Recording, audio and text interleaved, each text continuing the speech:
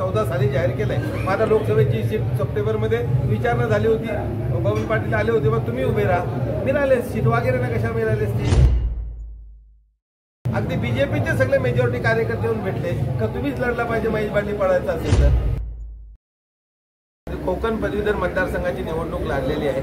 मागच्या वेळी आम्ही मावळ किंवा रायगडपैकी एक मावळ द्या मागितली होती, मावळ दिली गेली नाही आणि भिवंडी गेली। कोकणामध्ये एकही लोकसभा नाही, एकही विधान परिषद नाही आणि म्हणून ही आता कोकण जी पदवीधर मतदारसंघाची जी आता निवडणूक जाहीर झाली ती काँग्रेसच्या वाट्याला सीट जाते आणि पुढं काय भविष्यात विधानसभेत होईल आम्हाला माहीत नाही आहे आणि म्हणून ही सीट या स्ट्रॉंग फक्त काँग्रेसची रायगडमध्ये आहे, जिथे आमच्याकडे जिल्हा परिषद मेंबर होते, पंचायत समिती सभापती होते, नगरसेवक होते आणि अशामुळं पंचायत समिती आणि अनेक ग्रामपंचायती आहेत। त्याच्यामुळं या जिल्ह्याच्या काँग्रेसला आधार देण्यासाठी रायगड जिल्हा काँग्रेसचे आमचे नेते प्रवीणजी ठाकूर यांना ॲडव्होकेट प्रवीणजी ठाकूर यांना उमेदवारी मिळावी अशी एकमुखी आपण मागणी केलेली आहे आणि त्याचा आज आपण ठराव घेतलाय, ते प्रदेशला जाणार आहेत, त्याच्यासाठी आजची बैठक। साहेब, विधानसभेला जर काँग्रेसकडनं आपल्याला आमदारकी जर मला लोकसभेला पण विचारला होता, रायगड काँग्रेसला पण सुटली असती, पण मी 2014 साली जाहीर केलेला आहे तर मी कुठली निवडणूक लढणार नाही।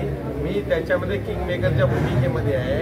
तर रायगडमध्ये आमदार 1-2 आणायचे आहेत, कोकण परिषदमध्ये हा मतदारसंघ त्यांना निवडून आहे, ही ताकद ठेवून चालू ती ताकद वाढवण्यासाठी आहे आणि मी कुठली निवडणूक लढणार नाही याच्यावर पक्का ठाम आहे। 2014 साली जाहीर केलंय। माझा लोकसभेची सीट सप्टेंबरमध्ये विचारणा झाली होती, बबन पाटील आले होते, मग तुम्ही उभे राहा, मिळाले सीट वगैरे ना, कशा मिळाली ती आणि ती काँग्रेसमधून पण काँग्रेसच्या हातावर सुद्धा मी ती सीट आम्हाला सुटली असती, ही ताकद होती, पण मी स्वतःच्या आता विधानसभा अगदी बीजेपीचे सगळे मेजॉरिटी कार्यकर्ते येऊन भेटले का तुम्हीच लढला पाहिजे महेश बांडी पळायचं असेल तर, पण मी सांगितलं बा मी लढणार नाही, जाहीर केलंय। मी 14ला लढलो, 21ला नाही लढलो, तर माझ्याकडून काय अपेक्षा करू नका। लढायला आता अख्खा जनता सांगते, हा मतदारसंघ सांगते महेंद्र रत्ने लढला पाहिजे, हे आमच्या जिल्ह्याच्या नेत्यांना वाटतं मी लढलं पाहिजे, पण आम्ही नवीन या आघाडीच्या याच्यात जर काँग्रेसला सीट सुटली तर नवीन उमेदवार उभा करून तो निवडून आणण्याची आमची ताकद आहे। पनवेल आणि उरणमध्ये काँग्रेसचा कॅपेबल चेहरा तुम्हाला कोण वाटतं, कोण काँग्रेसचा कॅपेबल चेहरा? असं आहे का आता शेतकरी कामगार पक्षांनी पण याच्यामध्ये कंबर कसलेली आहे। प्रीतम आता येऊन गेला त्यांना मी सुद्धा इच्छुक आहे। आम्ही अलायन्स म्हणून लढायचं ठरलंय। आता जसं लढलो तसं जो उमेदवार ज्या पक्षाचा असेल, मनोहर भोईर 2 नंबरला होते, पण निर्णय काही होऊ शकतो, अदलाबदली होऊ शकतो। प्रीतम त्याच्यामध्ये इच्छुक आहे, पण आम्ही सगळ्या पनवेल किंवा उरण आम्हाला काँग्रेसला एक सीट द्या, इथं पण सीट द्या।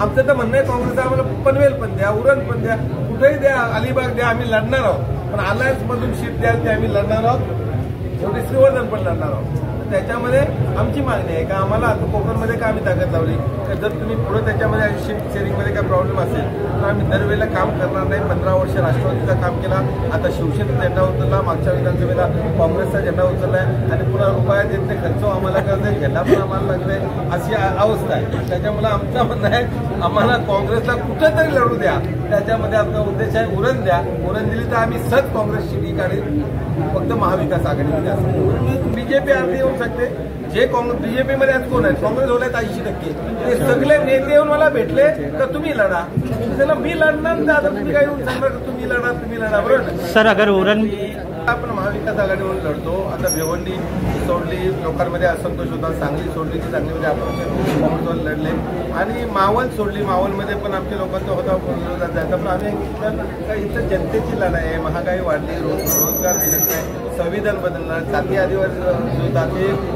जनगणना करायची, लोकांना त्याच्या विरोधात आहे। शेवटी पुढारी म्हणजे काय, आम्ही जनतेचे सेवक आहोत, जनतेच्या मनात आहे त्याच्या विरोधात जायचं।